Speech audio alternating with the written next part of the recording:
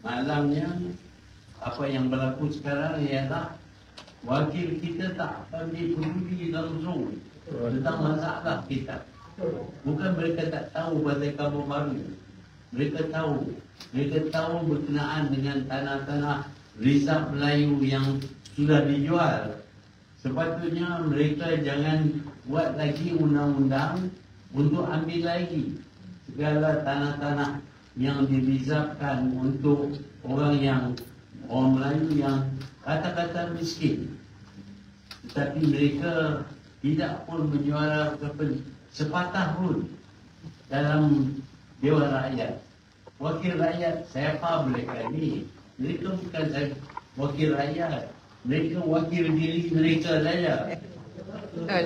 Pasal boleh jadi wakil rakyat, kita undi bagi dia pasal janji macam-macam.